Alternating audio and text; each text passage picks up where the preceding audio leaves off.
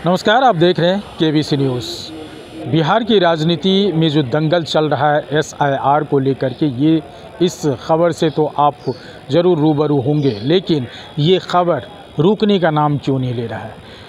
कारण ये है कि विपक्ष इतना मजबूत है कि विपक्ष सत्ता पक्ष को नाक में दम किए हुए है।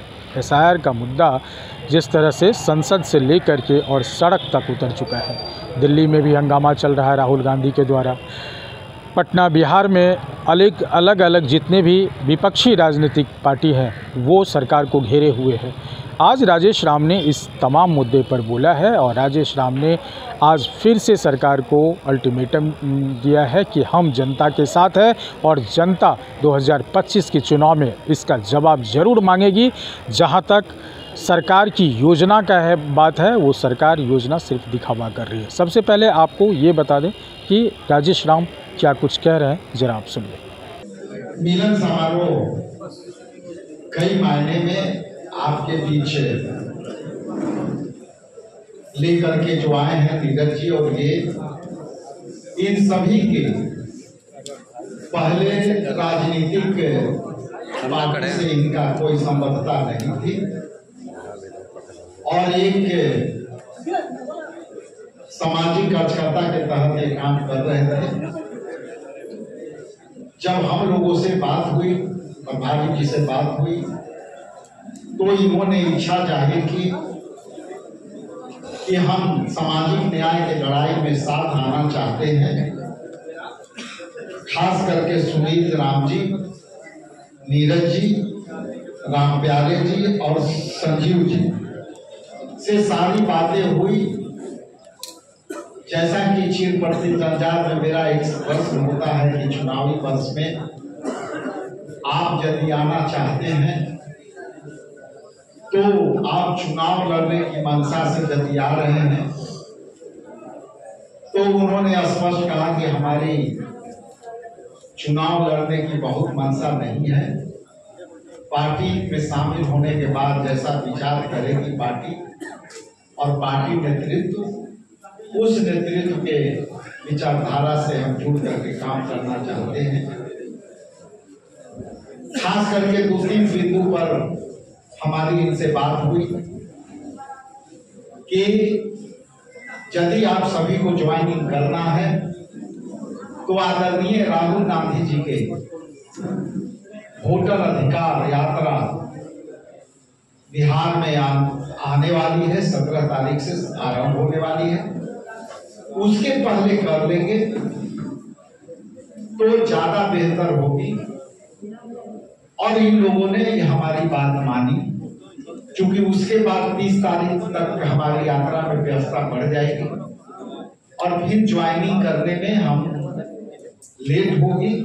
इन लोगों ने सहर्ष स्वीकार किया। इसके लिए मैं दिल के गहराइयों से धन्यवाद देता हूं कि आप लोगों ने समय रहते यात्रा को भी ताकत देने के लिए आप लोगों ने अपना समर्थन दिया और उस समर्थन के लिए हमारे नेता न्याय योद्धा राहुल गांधी जी के सामाजिक न्याय की ताकत को और खास करके वोटरों के अधिकार छीने जाने के मुद्दे पर हमारी आवाज की लड़ाई राहुल गांधी जी को कंधे से कंधे मिला करके लड़ाई लड़ने के लिए हमको तैयार रहना होगा। कल की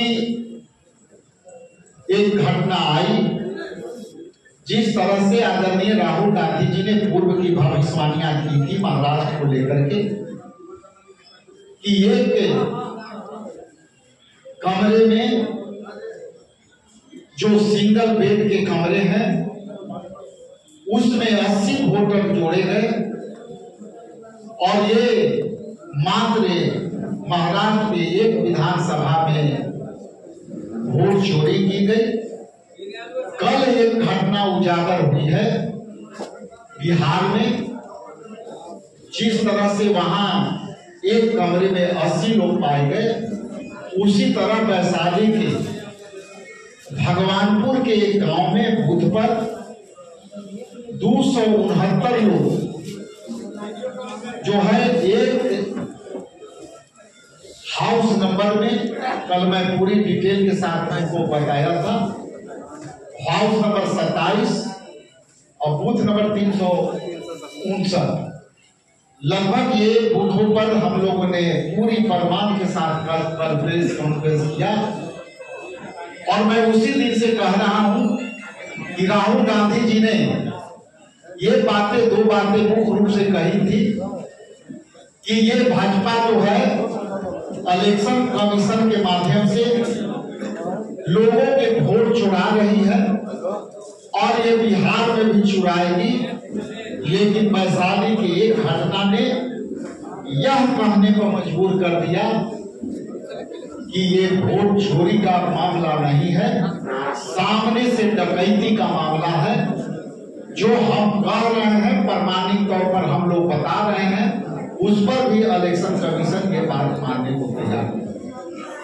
इसलिए आप सभी यहाँ जितना भी नीरज जी के, राम प्यारे जी के, संजीव जी के, सुनील जी के, अभिषेक जी के जितने समर्थक हैं, मैं पुनः आपको आभार प्रकट करता हूं।